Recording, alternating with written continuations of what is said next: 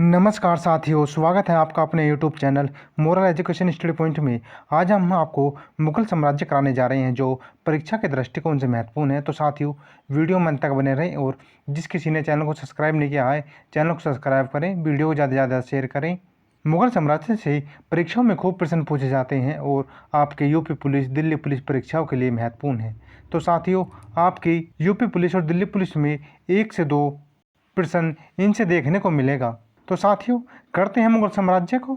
मुगल साम्राज्य जिसकी स्थापना बाबर ने की थी या मुगल वंश के संस्थापक बाबर थे। बाबर एवं उत्तरवर्ती मुगल शासक तुर्की एवं सुन्नी मुसलमान थे।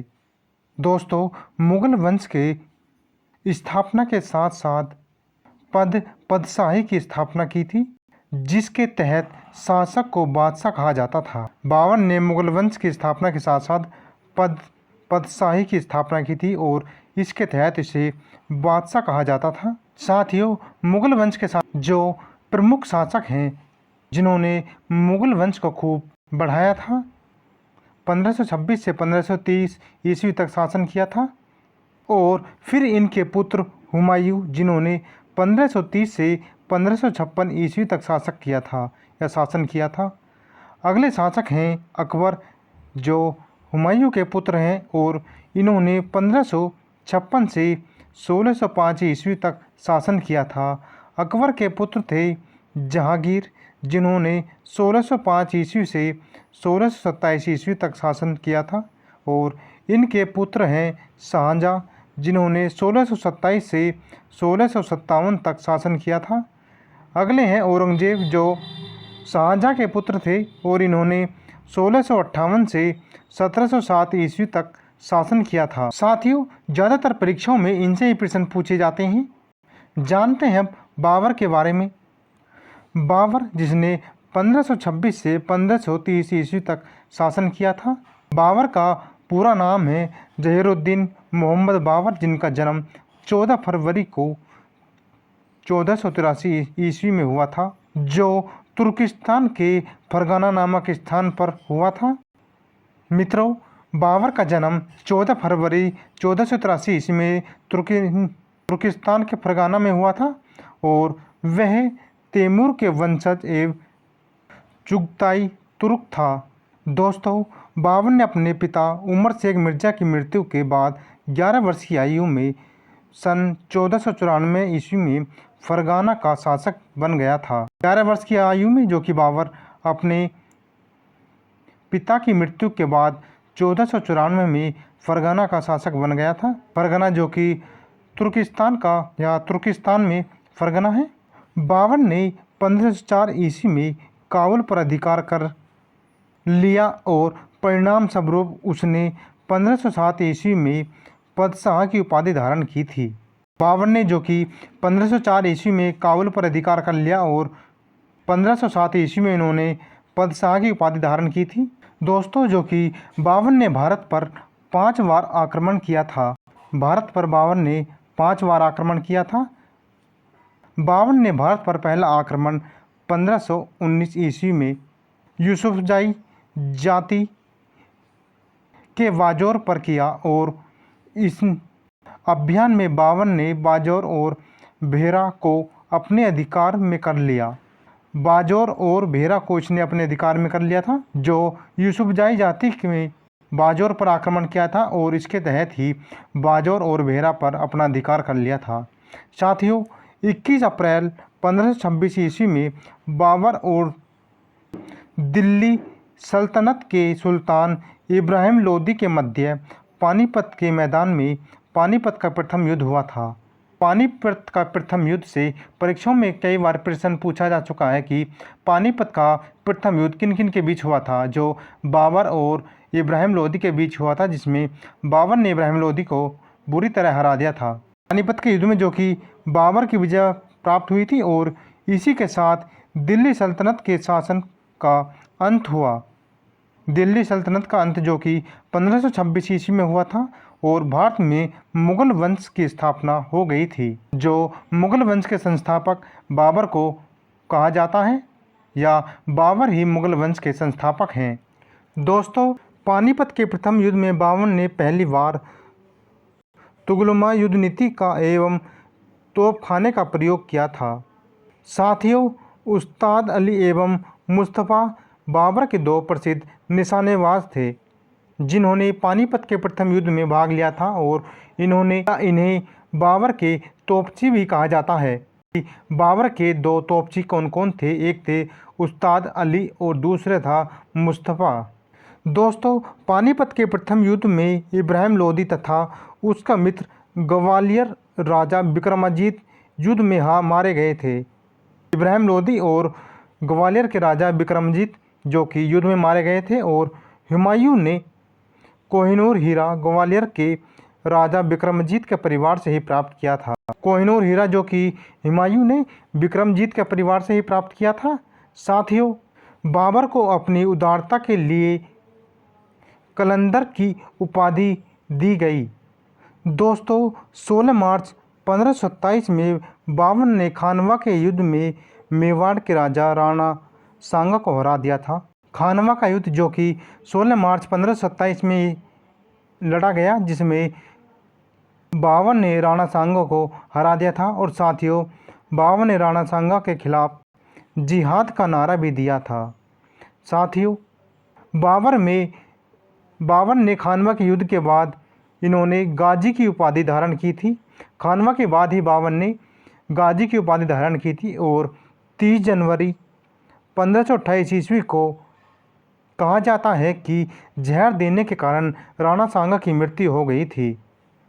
दोस्तों, जिस किसी ने चैनल को सब्सक्राइब नहीं किया है, चैनल को सब्सक्राइब करें, वीडियो को ज़्यादा से ज़्यादा शेयर करें। साथियों, दोस्तों 29 जनवरी 1528 ईस्वी को बाबर ने चंदेरी के शासक मेदानी राय को परास्त किया था। चंदेरी का युद्ध जो कि 29 जनवरी 1528 ईस्वी को बाबर और मेदानी राय के बीच लड़ा गया था, जिसमें बाबर ने मेदानी राय को हरा दिया था। साथियों, इससे भी प्रश्न पूछा जा चुका है कि चंदेरी का युद्ध किन किन के मध्य हुआ, जो मेदानी राय और बाबर के बीच लड़ा गया था, जिसमें बाबर ने मेदानी राय को हरा दिया था। 6 मई 1529 ईस्वी को घाघरा का युद्ध हुआ, जिसमें अफगानों को हराकर बाबर ने विजय प्राप्त की थी। दोस्तों, बाबर ने अपनी आत्मकथा बाबरनामा की रचना तुर्की भाषा में की थी और बाबरनामा का फारसी में अनुवाद अब्दुल रहीम खान खाना ने किया था। बाबरनामा का जो फारसी में अनुवाद अब्दुल रहीम खान खाना ने किया था। दोस्तों, बाबर को मुवय्यान शैली और पद शैली का जन्मदाता माना जाता है। बाबर को जो कि मुवय्यान शैली और पद शैली का जन्मदाता कहा जाता है और 48 वर्ष की आयु में 26 दिसंबर 1530 ईस्वी को आगरा में बाबर की मृत्यु हो गई थी और प्रारंभ में बाबर को उसके शव को आगरा में आराम बाग में दफनाया गया था और बाद में इन्हें काबुल के उनके द्वारा चुने गए स्थान पर दफनाया गया था। बाबर ने कहा था कि जब मेरी मृत्यु हो जाए तो मुझे काबुल में दफनाया जाए, लेकिन उन्हें शुरू में आगरा के आराम बाग में दफनाया गया और फिर उन्हें काबुल में दफनाया गया था।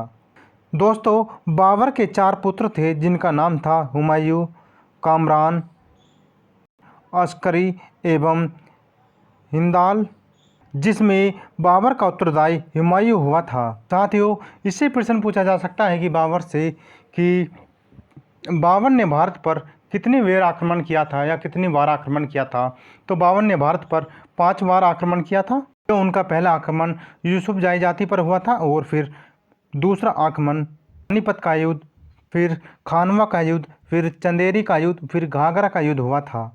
साथियों, अब हुमायूं के बारे में जानते हैं। हुमायूं जिन्होंने 1530 ईस्वी से 1556 ईस्वी तक शासन किया था और हुमायूं को पूरा नाम था नसरुद्दीन हुमायूं, जो 29 दिसंबर 1530 ईस्वी को आगरा में 23 वर्ष की अवस्था में सिंहासन पर बैठे थे। साथियों, जो कि हुमायूं 29 दिसंबर 1530 ईस्वी को आगरा में 23 वर्ष की अवस्था में सिंहासन पर बैठे थे और गद्दी पर बैठने से पहले हुमायूं बदख्शां का सूबेदार था। साथियों, उन्होंने अपने पिता के निर्देश के अनुसार हुमायूं ने अपने राज्य का बंटवारा अपने भाइयों में कर दिया था। इनमें कामरान को काबुल और कंधार और मिर्ज़ा आस्करी को संभल, मिर्ज़ा हिंदाल को अलवर और मेवाड़ और की जागीरें दी थी। साथियों, अपने चचेरे भाई सुलेमान मिर्ज़ा को हुमायूं ने बदख्शा प्रदेश दिया था। साथियों, 1530 ईस्वी में हुमायूं ने दीनपनाह नामक एक नगर की स्थापना की थी। 1533 ईस्वी में हुमायूं ने दीनपनाह नामक एक नगर की स्थापना की थी और इससे भी परीक्षाओं में कई बार प्रश्न पूछा जा चुका है कि दीनपनाह की स्थापना किस मुगल शासक ने की थी। इसका उत्तर है हुमायूं ने, जो कि दीनपनाह नामक एक नगर की स्थापना की थी। और साथियों, चौसा का युद्ध जो 25 जून 1539 शेर खां एवं हुमायूं के बीच लड़ा गया था। और साथियों, इस युद्ध में शेर खां विजयी रहे और इस युद्ध के बाद शेर खां ने शेरशाह की पदवी ग्रहण की थी।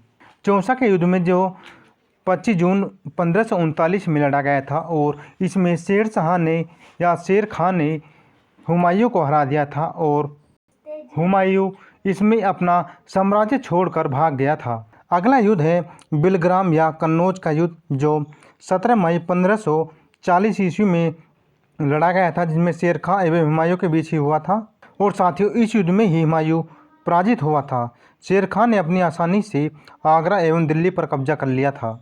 दोस्तों, बिलग्राम के युद्ध के बाद हुमायूं सिंध चला गया था। बिलग्राम के युद्ध के बाद जो कि हुमायूं सिंध चला गया था और जहां उसने 15 वर्ष तक घुमक्कड़ों जैसा निर्वासित जीवन व्यतीत किया था। और साथियों, इस समय हुमायूं ने हिंदाल के आध्यात्मिक गुरु फारसवासी शिया मीर बाबा दोस्त उर्फ मीर अली अकबर जामी की पुत्री हिमदा बानो बेगम से सन 29 अगस्त 1541 ईस्वी को निकाह कर लिया था। और साथियों, कलंदर में हिमदा से ही अकबर जैसे महान सम्राट का जन्म हुआ था। कलंदर में जो कि अकबर का जन्म हुआ था और ये अकबर जो हुमायूं के पुत्र थे, जो आगे चलकर एक मुगल साम्राज्य के महान शासक कहलाए थे। साथियों, 22 जून 1555 ईस्वी को मुगल और अफगानों के बीच सरहिंद नामक स्थान पर युद्ध हुआ। 22 जून 1555 ईस्वी को, जिसमें मुगल और अफगानों के बीच सरहिंद नामक स्थान पर युद्ध हुआ था। और साथियों, इस युद्ध में अफगान सेना का नेतृत्व सिकंदर सूर तथा मुगल सेना का नेतृत्व बैरम खान ने किया था। साथियों, इस युद्ध में मुगल की विजय हुई और हुमायूं फिर से राज सिंहासन पर बैठा। सरहिंद के दौरान ही या सरहिंद के युद्ध के पश्चात ही हुमायूं फिर से सिंहासन पर बैठा था और 1 जनवरी 1556 ईस्वी को दीनपनाह बोन में स्थित पुस्तकालय या शेर मंडल सीढ़ियों से गिरने के कारण ही हुमायूं की मृत्यु हो गई थी। कहा जाता था कि कौन सा शासक है जो लुढ़कते पुढ़कते अपना जीवन व्यतीत कर दिया था, तो साथियों, हुमायूं को ही कहा जाता है कि लुढ़कते ही पैदा हुए थे और लुढ़कते ही मर गए थे। दोस्तों, हुमायूं की रचना गुलबदन बेगम ने की थी, जो हुमायूं नामा की रचना गुलबदन बेगम ने की थी, जो हुमायूं के जीवन शैली पर निर्धारित है। और इस पुस्तक को भी परीक्षाओं में खूब पूछा जाता है कि हुमायूं नामा की रचना किसने की थी, जो गुलबदन बेगम ने इसकी रचना की थी। साथियों, अब जानते हैं शेरशाह सूरी के बारे में, जिसने हुमायूं को 1540 ईस्वी में भारत से भगा दिया था। साथियों, शेरशाह सूरी जिसने 1540 से 1545 ईस्वी तक शासन किया था और सूर साम्राज्य के संस्थापक अफगान वंशीय शेरशाह सूरी थे। इन्होंने सूर साम्राज्य की स्थापना की थी। साथियों, डॉक्टर KR कानूनगो के अनुसार हरियाणा प्रांत के नारौल स्थान पर इब्राहिम के पुत्र हसन के घर 1486 में शेरशाह का जन्म हुआ था। शेरशाह सूरी का जन्म जो कि हसन के घर जो हरियाणा प्रांत के नारनौल स्थान पर हुआ था और ये 1486 ईस्वी में हुआ था। साथियों, शेरशाह का जन्म जो 1486 ईस्वी में हुआ था। और साथियों, इसके बचपन का नाम फरीद खान था या शेर शाह सूरी के बचपन का नाम क्या था? तो शेर शाह सूरी के बचपन का नाम फरीद खां था। और साथियों, इनके पिता हसन खां जो कि जौनपुर के अंतर्गत सासाराम के जमींदार थे। शेर शाह सूरी के पिता का नाम जो कि हसन खान था, जो कि जौनपुर के एक सासाराम के एक जमींदार थे। साथियों दोस्तों, फरीद को शेर खां की उपाधि मोहम्मद शाह नुहानी ने दी थी। मोहम्मद शाह नुहानी जिन्होंने शेर खां की उपाधि दी थी, जिनका बचपन का नाम था फरीद। साथियों, शेर खां दिल्ली की गद्दी पर 1540 ईस्वी से 1567 ईस्वी तक रहे। 1540 ईस्वी से 1545 ईस्वी तक रहे और 67 साल की उम्र में वे गद्दी पर बैठे थे। साथियों, ये शेर शाह सूरी जो कि 67 वर्ष की उम्र में गद्दी पर बैठे थे और शेर शाह की उपाधि धारण की थी। शेर शाह सूरी ने जो कि अपने राज्य अभिषेक के समय ही शेर शाह की उपाधि धारण की थी। और साथियों, 1540 ईस्वी में शेर शाह ने गोखरों के विरुद्ध लड़ा था। और साथियों, 1541 ईस्वी में इन्होंने पाटलिपुत्र को पटना के नाम से स्थापित किया था। पाटलिपुत्र का इन्होंने नाम बदलकर पटना कर दिया था। और साथियों, शेर शाह सूरी ने ही जीटी रोड की स्थापना की थी या ग्रांड ट्रंक रोड की स्थापना शेर शाह सूरी द्वारा ही की गई थी। साथियों, शेर शाह के सिकंदरों को नियुक्ति करने के लिए अमीन ए बंगला की नियुक्ति की गई थी। साथियों, रणथंभौर की शक्तिशाली किले को अपने अधीन कर अपने पुत्र आदिल खां को वहां का गवर्नर बनाया था।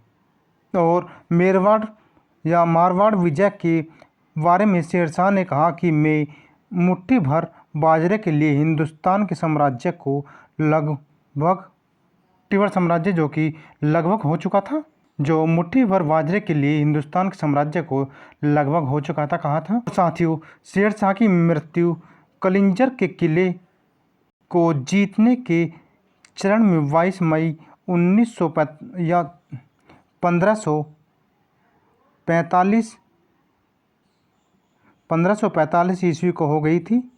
और साथियों, मृत्यु के समय वहाँ का उक्का नाम का अग्नियास्त्र चलाया रहा था। शेर शाह की मृत्यु जो कि 22 मई 1545 ईस्वी को हो गई थी, जो कि उनकी मृत्यु के समय वहाँ उक्का नाम का अग्नियास्त्र चल रहा था। शेर शाह के समय कालिंजर का शासक कीरत सिंह था, जो कि साथियों, शेर शाह सूरी ने अपने संपूर्ण साम्राज्य को 47 सरकारों में विभाजित किया था। और शेर शाह के समय स्थानीय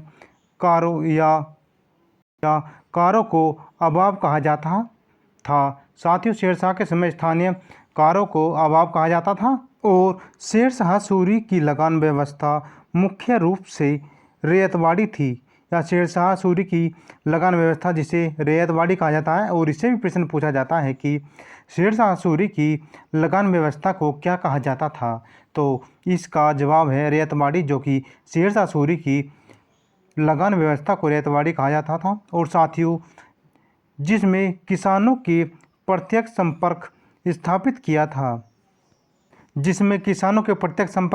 किया था। और साथियों, शेर शाह ने भूमि मापने के लिए 32 इंच वाला सिकंदर गजा एवं सन की डंडी मापक का प्रयोग किया था। सिकंदर गजा जो कि शेर शाह सूरी ने ही भूमि मापने के लिए किया था। और साथियों, ग्रैंड ट्रंक रोड का निर्माण ही शेर शाह सूरी ने कराया था। और साथियों, कन्नौज के स्थान पर शेर शाह सूरी नामक नगर शेर शाह ने बसाया। कन्नौज के स्थान पर शेर शाह सूरी नामक नगर जो कि शेर शाह सूरी ने बसाया था। और साथियों, शेर शाह ने पाटलिपुत्र का नाम पटना रखा था।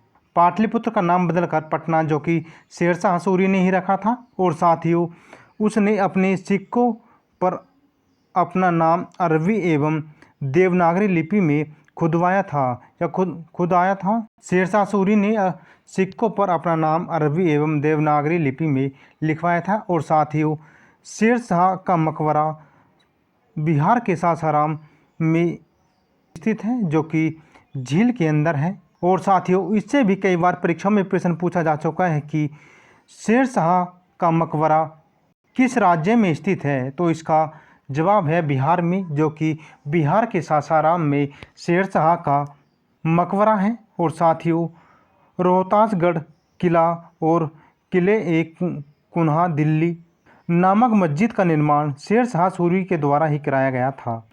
रोहतासगढ़ किला और किले एक कुन्हा दिल्ली में जिसका निर्माण शेर शाह सूरी ने कराया था। और साथियों, कबूलियत एवं पट्टा प्रथा की शुरुआत शेर शाह सूरी ने ही की थी। कबूलियत एवं पट्टा प्रथा की शुरुआत जो कि शेर शाह सूरी ने की थी। और साथियों, मलिक मोहम्मद जैसी जो कि शेर शाह के समकालीन थे। और साथियों, कई बार परीक्षा में पूछा जा चुका है कि मलिक मोहम्मद जैसी किसके समकालीन थे। तो इसका जवाब है शेर शाह सूरी के समकालीन थे मलिक मोहम्मद जैसी। और साथियों, डाक प्रथा का प्रचलन शेर शाह सूरी द्वारा ही किया गया था। डाक प्रथा जो कि सर्वप्रथम शेर शाह सूरी द्वारा ही चलाया गया था। और साथियों, शेर शाह का उत्तराधिकारी उनका पुत्र इस्लाम शाह हुआ था। साथियों, आज के लिए इतना ही। अगली वीडियो हम जल्दी ही लेकर आएंगे। और जिस किसी ने चैनल को सब्सक्राइब नहीं किया है, ईमानदारी से चैनल को सब्सक्राइब करें, वीडियो को ज़्यादा से ज़्यादा शेयर करें और वीडियो को लाइक और कमेंट करके बताएं कि वीडियो कैसी लगी। साथियों, इनसे कई बार परीक्षा में प्रश्न पूछे गए हैं और वीडियो को शुरू से अंत तक जरूर देखें। आज के लिए इतना ही। जय हिंद साथियों।